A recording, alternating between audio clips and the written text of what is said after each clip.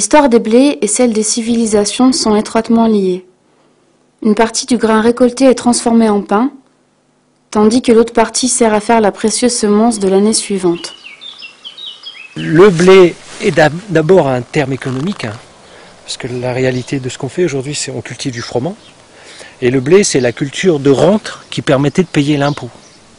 Et chez nous, c'est le froment qui permettait de payer l'impôt. On cultivait du froment pour faire du blé, pour faire de l'argent, qui nous permettait de payer l'impôt. En Orient, c'était le riz qui servait de blé. Et en extrême Occident, c'était le maïs qui servait de blé.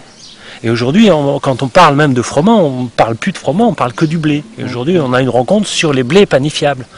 Et c'est peut-être une déviance aussi, parce qu'on parle d'abord d'économique, avant de parler d'alimentaire. De même le pain, hein.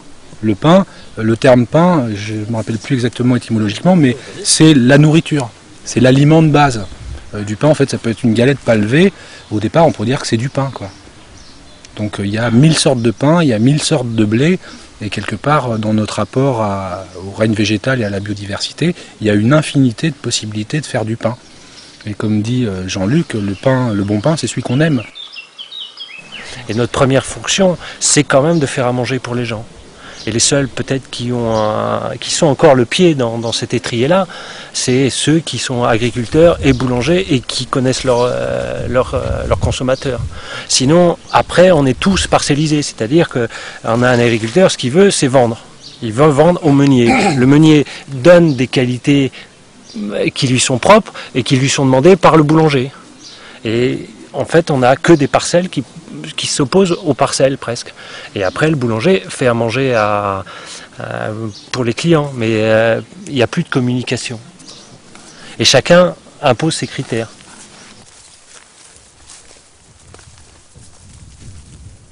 Soucieux de retrouver du lien entre les métiers, les personnes qui nous reçoivent ici cultivent du blé et le transforment dans le respect de certains savoir-faire ancestraux quasiment disparus. Pour avancer dans leurs recherches, des rencontres sont régulièrement organisées, rassemblant des paysans et des boulangers autour des variétés anciennes pour proposer un autre pain aux gens. Nous, on transforme le blé en pain, mais on cultive aussi différentes variétés de blé.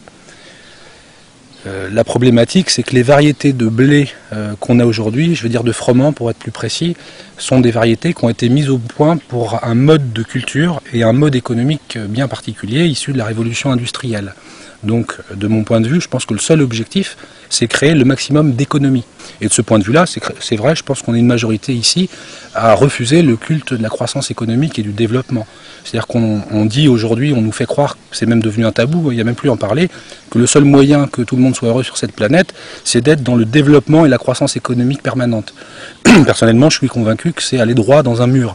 Donc, on s'inscrit dans une démarche de façon de nourrir les gens, de développement économique et social qui est fondamentalement différente, qui n'est pas basée sur ce désir de croissance économique permanente. Là, on a affaire à une population avec une diversité au départ. Donc les enfants de cet épi-là, par exemple, seront encore noirs. Les enfants de cet épi-là seront moins noirs et plus gros. Si je conserve toute ma population, j'aurai des noirs petits, des gros blancs et puis plein d'autres sortes. Donc, ça veut dire que la possibilité d'évolution et d'amélioration, elle est énorme dans une population, alors que là-dedans, il n'y a plus de possibilité. Là-dedans, maintenant, on tourne en rond, quoi. Hein. C'est fini, qu'est-ce qu'on peut sortir de ça? Rien, tout le monde se ressemble, quoi. Hein. Et même s'il y a des croisements qui se font à l'intérieur de cette variété-là, ça ne va pas faire grand-chose. Alors que ça, c'est merveilleux, parce qu'il y a ça et il y a ça, mais il y a aussi la possibilité qu'un jour, ça et ça se croisent, donc on aura une troisième type d'épi, et puis 10 ans après un quatrième et un cinquième, et une population, en fait, elle fait que s'enrichir, que se diversifier et s'enrichir, et se caler dans le milieu où elle est, et répondre au milieu, quoi. Donc il y a une formidable possibilité d'évolution, ça c'est ouvert, alors que ça, c'est entièrement fermé. Et ça, dans le temps, ça peut que régresser et dégénérer. T'as vu ça? Comment il est? C'est quoi? C'est le bazar, hein. C'est du miracle, hein? Ouais, c'est du miracle. Hein, c'est du miracle. Ouais, ça c'est du miracle. Ah ouais, mais c'est pas beau, pourquoi. hein. Regarde, il est vraiment pas beau. Hein. Non, c'est pas beau. Tout tassé, là, je sais pas comment il prend la lumière, celui-là. Hein. Comme quoi? Ah bah celui-là, il est, oui, voilà, il est atypique par rapport aux autres. Là. Voilà. Et c'est là, regarde à côté. Alors si tu voulais super sélectionner pour avoir des trucs bien ordonnés, tu prendrais que cet épi-là pour ressonner. Et pourquoi faudrait-il que ça soit bien ordonné? Ah bah ça c'est si tu veux faire une super sélection. Non mais c'est un peu esthétique, regarde. T'as vu un peu le bazar? Oui mais le bazar, c'est l'esthétique aussi très relatif. Pour faire joli. C'est vrai que celui-ci a une espèce de perfection.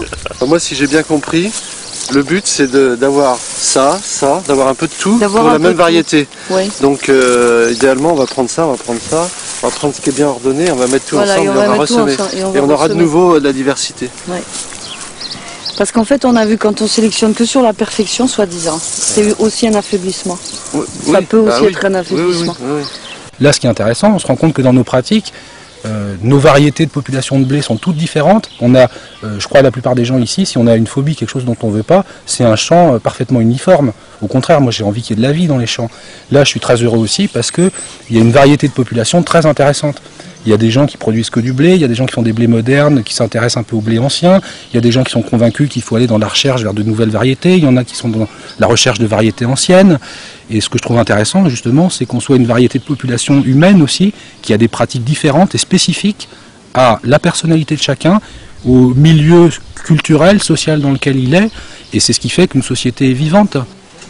C'est un astrier, ton... Oui.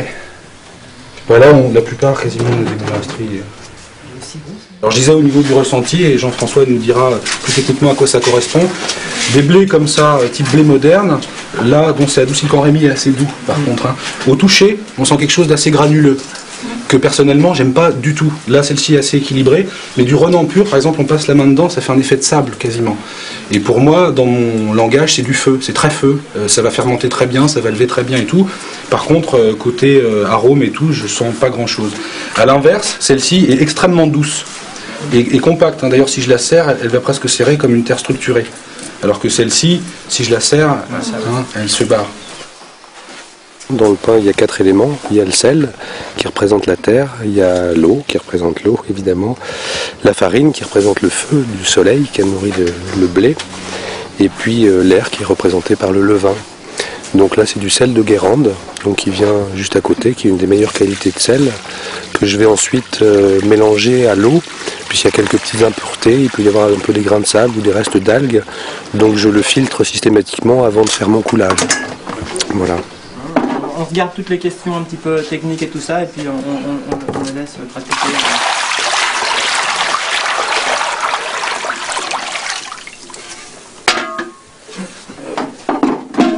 Ok, c'est parti.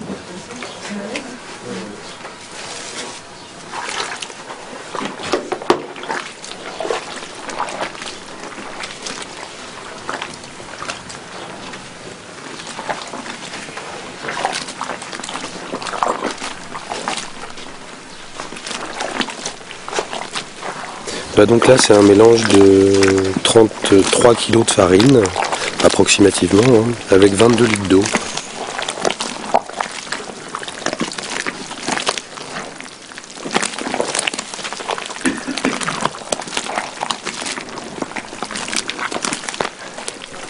Donc là, j'y amène le levain. Donc c'est un mélange d'eau et de farine qui a été réveillé 2 fois de suite la veille, enfin la veille au soir et puis au milieu de la nuit pour faire mon mélange le matin. Vous pouvez sentir l'odeur du levain qui, à mon sens, est au bon stade. Tous les sens travaillent. Donc je mets toujours mon levain après avoir commencé mon mélange de façon à ce qu'il n'ait pas de choc thermique.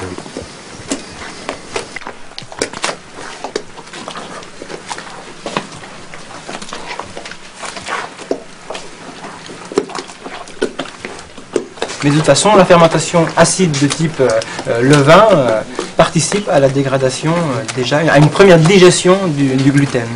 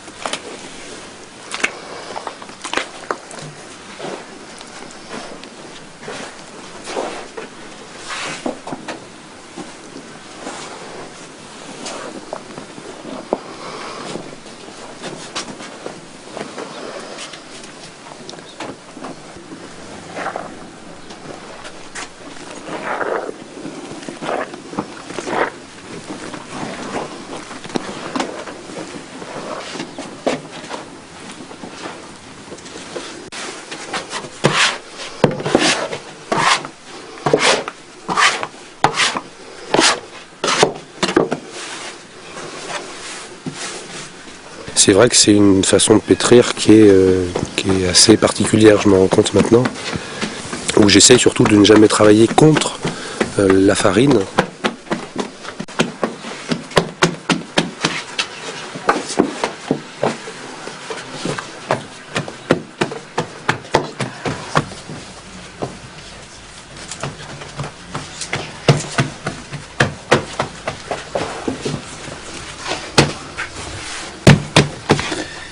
Voilà. Rapport à la douceur. Elle est très très humide. Oui. Autrement dit, j'ai intérêt à bien faire travailler les gluten et tout, sinon ça va se casser la gueule. Et au niveau du toucher, pour moi là, la pâte elle est amoureuse. Et moi je suis amoureux de ma pâte. En même temps, comme dans toute relation amoureuse, c'est là que je prends le plus de risques. Parce que ça peut me faire des drôles de surprises. Mais là, il y a exactement au feeling, ce que je recherche, c'est cette douceur. Elle est tendre, je sais pas comment vous dire. Et si j'ai pas le bon taux d'humidité, j'ai pas cette sensation de douceur là. C'est vraiment touché de pâte. Hein. Et quand je vous disais les blés anciens ou le Concorde, c'est un peu de douceur dans ce monde de brut. Là, ça, avec que des blés modernes, dans le gluten, j'aurais jamais cette capacité. Là, c'est vraiment une demoiselle, quoi. En tout cas, t'as fait plaisir à amasser. Ah oui, c'est très sensuel, faut bien l'avouer. Donc vous voyez, là, elle commence déjà à couler. Mais je la travaille pas, surtout pas jusqu'à déchirer les gluten. Sinon, là vous avez vu, j'ai arrêté de le mélanger quand elle commence à avoir de la résistance. Et ça, je veux surtout pas qu'il y ait de déchirement ni rien. Donc j'arrête là. Alors que je pourrais tendre un peu plus les gluten. Ça, tu peux pas le faire avec un pétrin mécanique. Je n'ai jamais travaillé avec un pétrin mécanique, donc je peux pas te dire, mais je suppose que ça peut travailler comme ça. On était à 19, on est à 22. Donc déjà ça fausse mes calculs et la pâte elle est un peu chaude. Tout à fait. Et c'est surtout l'émotion, parce qu'en fait je transpire pas comme ça d'habitude. Vous voyez éteindre la caméra s'il vous plaît. Je vais aller chercher un tissu à lui mettre dessus, j'ai pas pensé. Il y a un mythe qui circule selon lequel il faut suer sans éau pour pouvoir faire de la pâte à pain, auquel j'adhère pas du tout. On m'a appris moi que finalement quand on donnait du tour à la pâte, quand on la reprenait comme tu vas le faire probablement là, ça suffisait et qu'il n'y avait vraiment pas besoin de pétrir beaucoup. Oui, mais de toute façon, c'est pareil, il a une pâte très liquide, c'est pas de pétrir longtemps, mais c'est de la resserrer, de faire travailler les gluten. Resserrer une pâte, c'est pas long, hein. Donc ça, je vais la resserrer plusieurs fois. Là, on l'a repris à 9h ce matin, 8h30. Donc là, elle s'est bien redétendue. Pas trop de courant d'air. Écoute, il fait tellement chaud que je préfère prendre le risque des courants d'air que d'avoir une pâte vraiment trop chaude. Une image qu'on peut donner quand même, c'est que les chaînes de protéines dans le gluten, elles sont enroulées un peu comme des escargots, quoi, et il faut qu'elles se déroulent, quoi. Il faut qu'elles aient la possibilité, avec l'élément haut et avec le travail, de se dérouler, et c'est quand elles vont se dérouler qu'elles vont étendre leurs bras. Et après, ces bras-là, ils vont s'agripper les uns les autres, quoi, et vont commencer à faire une structure. Vous voyez, là, c'est formidable, hein, la transformation. Hein. Là, c'est méconnaissable. Hein. Ça, c'est vraiment beau à regarder, là, ce qui est en train de se passer, quoi. Hein. Et elle devrait se tenir si elle ne chauffe pas trop. Voilà, ça vaut vraiment le coup que vous veniez, et puis que vous touchiez les deux, et puis que vous voyez, quoi. Hein. C'est la même pâte. Hein. Ouais. Mais c'est complètement différent. C'est deux tours, ça. C'est comme si on prenait un corps supplémentaire. C'est pas impossible. Hein. Là c'est en état de chaos encore. Une fois encore, on est parti du sol. Et il y a eu plusieurs expansions, contractions, expansions, contractions. Et nous, on continue exactement pareil dans cette même dynamique. Et on va le continuer encore quand on va le manger. Hein, on va dans nos dents, on va le disperser. Il va y avoir une expansion. Et puis après, on va recombiner dans notre corps encore des éléments avec. On va faire une contraction. Et ça s'est jamais arrêté. Hein. Quand on a un grain de blé, on le passe dans le moulin. Le grain de blé, c'est vraiment une contraction. Qu'est-ce qu'il fait le moulin? Il écarte tout, il ouvre tout, il disperse tout. Il fait une formidable extension. Hein. Regardez ça. Il n'y a pas plus d'expansion que ça. Et puis ça, il n'y a pas plus de contraction, quoi. Et à chaque fois, on est dans ce processus, quoi. Et il faut jamais s'écarter de ça. Et là, on voit bien que c'est pas du pipeau, hein, de redonner de la force. Hein. C'est vraiment un truc. C'est toujours ce qu'on nous dit. Oui, mais les blés anciens, ils n'ont pas de force. Ben, oui, les blés anciens n'ont pas de force, mais ça ne veut pas dire pour ça qu'on ne va pas pouvoir leur en donner. Hein. Bravo, Nicolas. Très très beau. Ouais, ça te plaît. Ouais. Super. Quelle émotion. C'est très beau. Une farine moulue, au bout d'un certain temps, elle reprend une force aussi. Ouais. Mais il faut 3 semaines à moi. Comme ma petite mère en général. Alors, voilà quoi. Celui qui n'est pas conscient qu'il est humain, c'est humain. Non, non, mais il met de la mauvaise volonté quoi. C'est clair que c'est extrêmement proche du corps humain.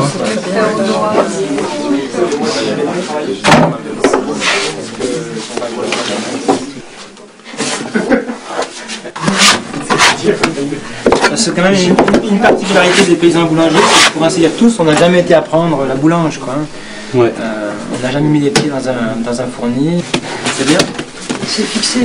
Puis c'est vrai que dès que tu te mets à faire ta farine, à travailler avec des variétés et tout, si moi j'ai passé 6 ans à bouger dans ma façon de pétrir, alors maintenant que je cultive le blé, que je moule ma farine depuis 4 ans, ça change encore de tout, parce que tu changes de variété, ça change tout ta façon de travailler et tout quoi. Et ça me disait, il faut l'apprivoiser la variété. Alors ça pareil, si vous allez vers des pâtes plus humides, moi maintenant je farine après, sinon ça colle au torchon, c'est une catastrophe.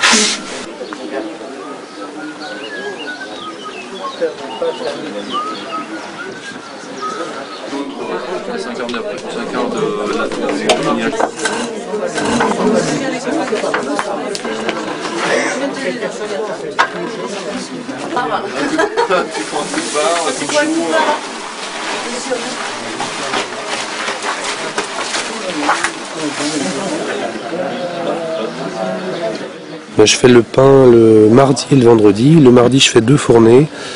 Mes fournées font maximum 55 kg de pain. Donc le mardi, je fais 100-110 kg de pain. Et le vendredi, je fais 50 kg de pain. Je vis de ça, c'est ma seule activité professionnelle. Tant qu'on s'est pas pris un coup de canne dans le pétapel quoi.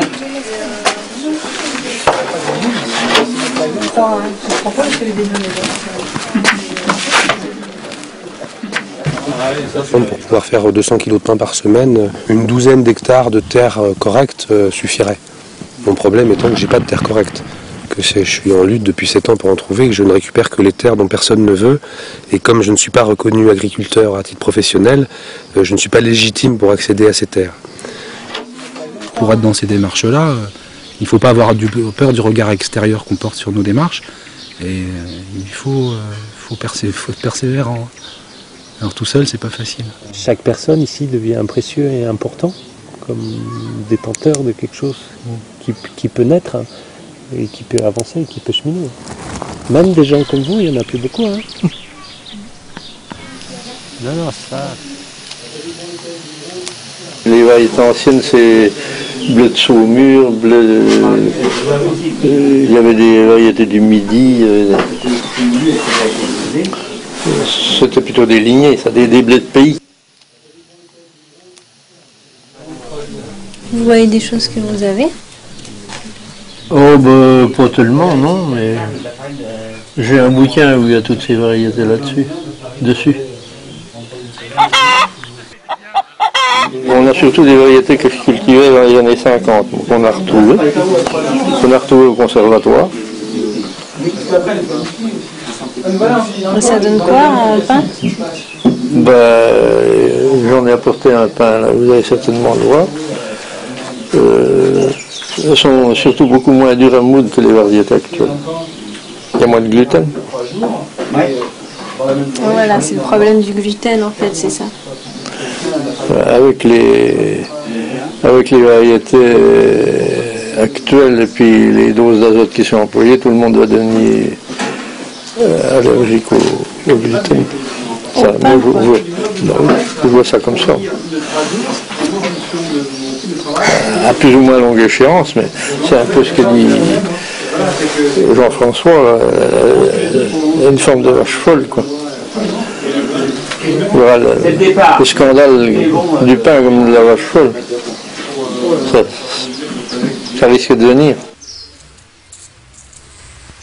La sélection des blés s'est beaucoup accélérée ces 50 dernières années.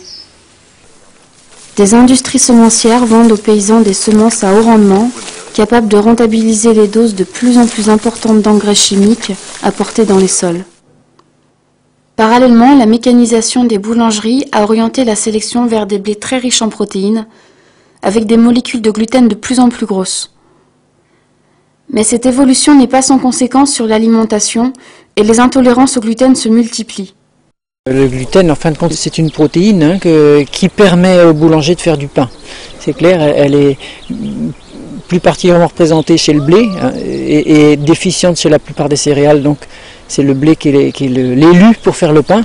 Avec du riz, on ne peut pas faire de l'ami, on peut faire de la galette fermentée, on peut faire fermenter toutes sortes de choses. Il n'y a que le blé qui a cette espèce de capacité à faire des ballons. Seulement, on a hypertrophier cette capacité bubblegum et maintenant on pourrait, moi j'y connais rien en variété de blé, mais je suis surpris qu'on n'entende pas citer dans les variétés modernes bubble ou bubblegum ou je sais pas en anglais comment ça se traduirait, parce qu'apparemment c'est ça qu'ils cherchent excessivement, et de développer la machinabilité de ce produit qui est la farine, en faire un produit qui s'adapte à des machines toujours plus performantes, qui font un produit standard, adaptable finalement au profit qui peut en être fait, quoi. Par rapport au gluten, la baguette industrielle hyper adaptée, elle est sans doute, à ce que je comprends, hyper chargée en gluten, des gluten fabriqués finalement relativement récents, et nous on n'est pas capable de l'exploiter pour se nourrir, quoi. C'est un gluten artificiel, je ne sais pas comment on peut le nommer. Et en fait qui génère tous ces problèmes d'allergie ou au moins d'intolérance qui sont multipliés à grande échelle en ce moment, quoi. Et les allergies au gluten, aujourd'hui, on peut se demander si on ne va pas vers un humain fou avec ces gluten-là. C'est en fait des méga-molécules, des macromolécules qui sont tellement grosses qu'on ne peut plus les assimiler. On n'a plus la faculté, au niveau du tube digestif, de les assimiler. Et ensuite, c'est vrai aussi qu'au niveau de l'alimentation, les farines industrielles, on extrait du blé les deux seules parties intéressantes et nourrissantes, à savoir le germe et l'assise protéique, autant parce que ça pose des problèmes techniques avec les moutures industrielles, on n'arrive pas à les réincorporer, pour le germe qui est gras, et pour l'assise protéique parce que ça donne une couleur, et aujourd'hui, depuis un peu plus d'un siècle, on cherche du pain blanc. Et en réalité, en meunerie, on appelle ça les issus. Le son, l'assise protéique et le germe, qui sont les éléments les plus intéressants, enfin l'assise protéique et le germe, et ils sont évacués. Le germe, on l'achète maintenant en pharmacie ou dans des biscuits diététiques enrichis en germe de blé, et l'assise protéique va pour être un complément alimentaire pour les bêtes. Donc la farine issue de meunerie industrielle par cylindre, ça n'est plus que de la mousse de cellulose, il n'y a plus rien qui nourrit son bonhomme. Et en général, le pain qu'on achète maintenant, ça n'est plus qu'un support. De toute façon, il ne nourrit plus personne, c'est un support pour ce qu'on va mettre dessus. Et je crois que c'est là quelque part l'essentiel, c'est plus un aliment. Je défie quiconque de se nourrir uniquement de pain comme faisaient nos ancêtres pendant ne serait-ce que 2 mois sans être extrêmement malade. Que de pain industriel moderne, quoi.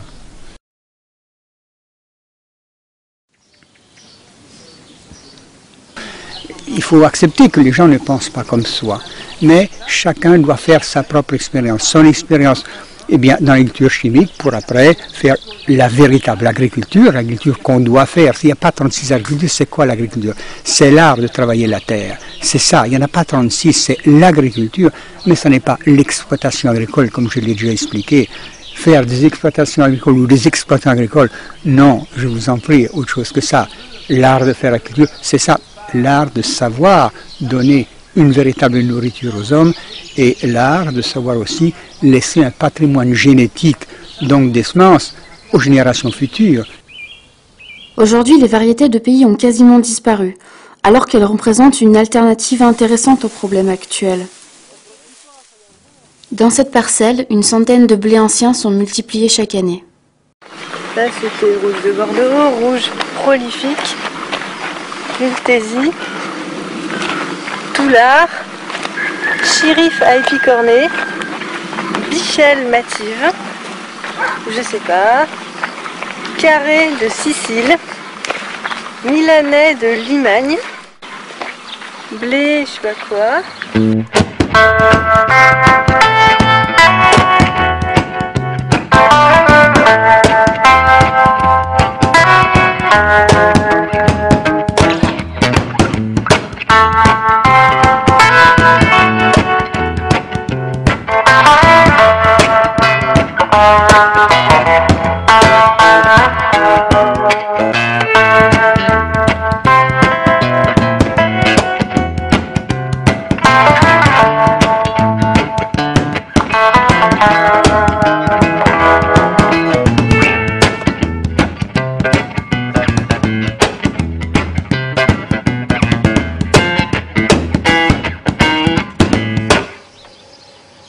On risque de perdre ces variétés, de les perdre en mémoire, alors que si on a des OGM aujourd'hui où ça a fait des hybrides, c'est grâce à ces vieilles variétés.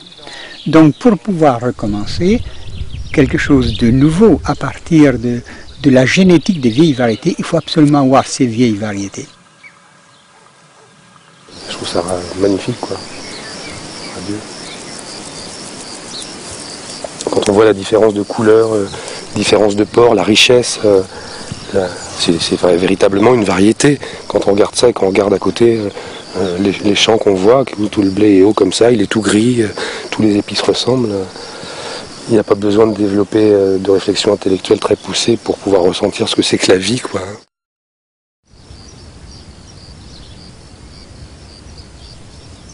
Voilà, maintenant c'est eux qui vont vous parler directement.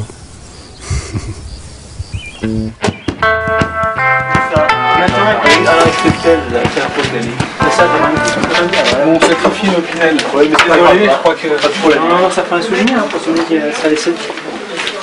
Oula. On cause, mais.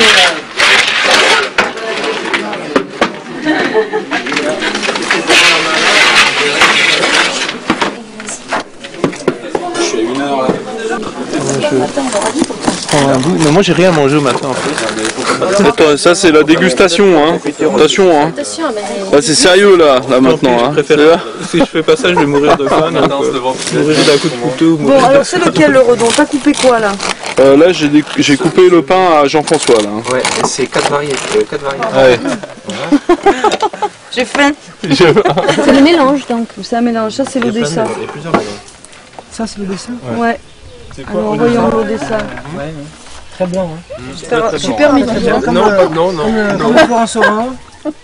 Si on s'arrête un petit peu et parfois on rentre dans des notes vraiment subtiles, quoi. C'est-à-dire certains pains qui peuvent sembler apparemment neutres, plus, moins attirants comme ça. Quand on prend le temps de les manger, on s'aperçoit qu'on rentre après dans des notes très très subtiles qui sont très difficiles à qualifier, mais bien présentes, quoi, en bouche. Par exemple, tu vas déguster un vin, puis tu vas parler des notes de fruits rouges, par exemple. Alors, il n'y a pas de fruits rouges, enfin, je veux dire, tu vois, on n'a pas rajouté de fruits rouges dans le vin, mais pourtant on parle bien de notes de fruits rouges pour qualifier certains vins. Et c'est pourquoi? Parce qu'il y a une sorte de palette de référence qui s'est construite. Et là, on n'a pas cette palette de référence. On va rentrer dans des tons plus de cuivre, de foin, de bois ou de sous-bois, de terre, de miel. Toi, c'est une autre palette, quoi, qui ressemble un petit peu à la couleur d'ailleurs de ce pain. Hein. Mais je pense qu'on n'a pas encore les référents, donc c'est très difficile d'en parler, quoi. L'homme devient ce qu'il mange. Vous comprenez ça? Et ce qu'il mange, c'est la terre qui le produit. Et la révolution de notre monde devra passer par l'équilibre du sol, l'équilibre de nos terres. C'est capital, ça. On n'a pas le choix, ça sera comme ça. Et tant que l'humanité ne l'aura pas comprise, on ira chercher bien loin ce qui est tout près. La terre est basse. Et il faut se plier. Il faut plier le genou. Il faudra que l'homme ait acquis une certaine humilité pour comprendre ça. Comprenez-vous, c'est simple, et c'est très simple. Et c'est beaucoup plus difficile pour les gens qui ont beaucoup appris. C'est beaucoup plus difficile pour les gens, les intellectuels. C'est beaucoup plus difficile pour les scientifiques. Parce qu'on croit, parce que ça, quand on a beaucoup appris, on croit maîtriser la connaissance. Mais comme je vous ai déjà dit, il faut accepter à chaque instant de se remettre en cause et savoir si ce qu'on fait le jour même, est-ce que ça pourra servir à faire évoluer la société ou la faire involuer. C'est ça, c'est là qu'on peut savoir si on est bien placé ou si on est mal placé. Ça va faire évoluer les générations futures où ça va les faire évoluer. Est-ce qu'on va les dominer ou si on va les faire grandir? C'est là qu'est la clé, vous comprenez? C'est pourquoi je vous dis ça devra passer par la terre, parce que la terre est la mère nourricière des hommes, des plantes et des hommes, des animaux, de tous les plans évolutifs, du végétal, de l'animal et de l'humain. Voilà, pour moi c'est très simple, vous voyez.